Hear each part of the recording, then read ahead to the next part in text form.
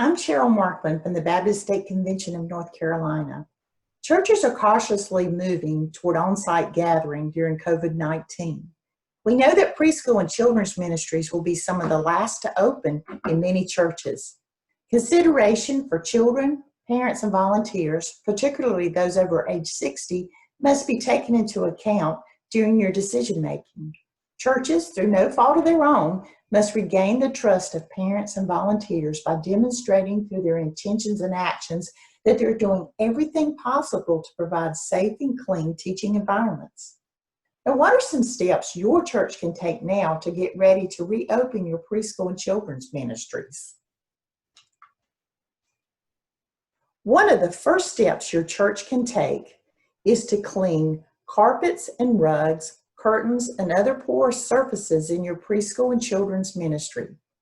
Remove old rugs, wall hangings, and curtains that both date your children's areas and can harbor germs, dirt, and viruses.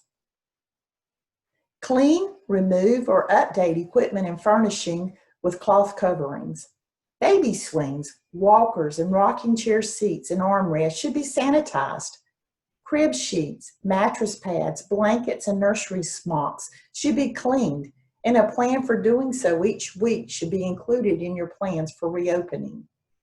A thorough cleaning and sanitizing of tables, chairs, play equipment, counters, restrooms, doorknobs, light switches should be undertaken, as well as a plan for weekly cleaning once children return. Water and sand play at other communal activity centers should be removed until further notice. The number of items in your home living center should be reduced to only those volunteers are willing to clean, especially if your church offers multiple teaching sessions.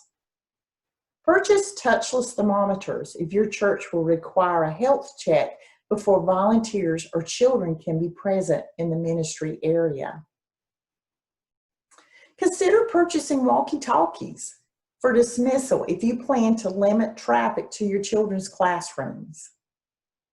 We know that toys are a crucial part of any children's teaching space, but during this time, only the toys that directly reinforce the teaching for the day should be present.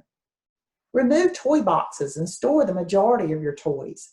Only provide toys that can be cleaned and sanitized with a liquid cleaning solution, and limit the number of toys in the room to the number that volunteers are willing to clean on a regular basis.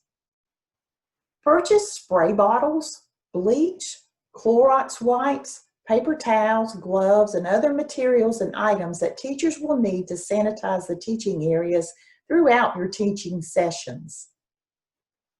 Document the steps so your volunteers and parents are all on the same page with the ministry's expectations. Post these plans on your church website or email them to their homes. Consider creating videos that will show what will happen when families arrive.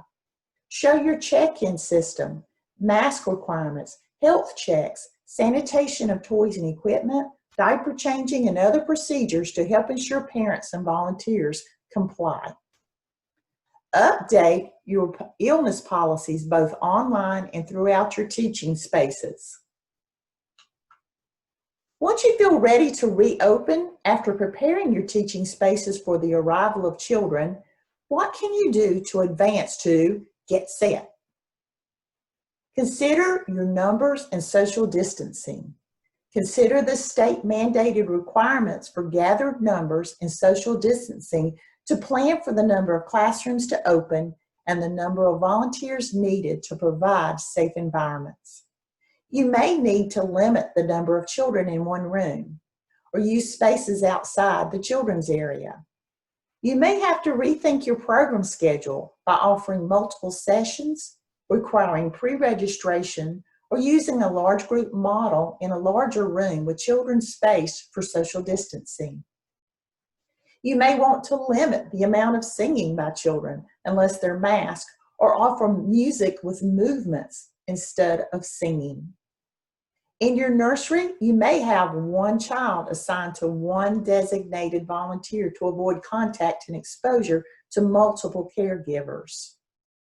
Plan now for how you will train volunteers about your expectations for the arrival and dismissal of children, wearing masks, use of materials, limiting physical interaction, restroom procedures, and cleaning.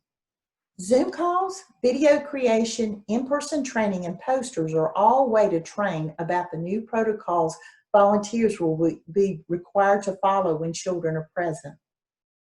Now, one way that many churches will minimize contact with children is by limiting the number of people who are allowed in the children's ministry areas, especially hallways.